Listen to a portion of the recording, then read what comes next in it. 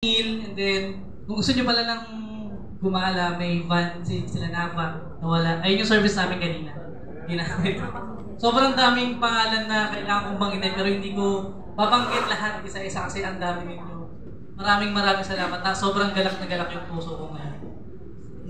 Kaya napaka-thankful itong araw ko para sa amin dalawa. Salamat sa inyo. Angel? Una sa lahat, maraming salamat po sa Diyos kasi halos 2 years namin pinaghandaan to.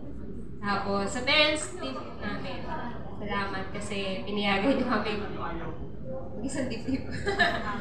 Tapos, siyempre po sa mga pumayag na maging ninong at ninang namin, kahit alam po namin na merong matatag kayo.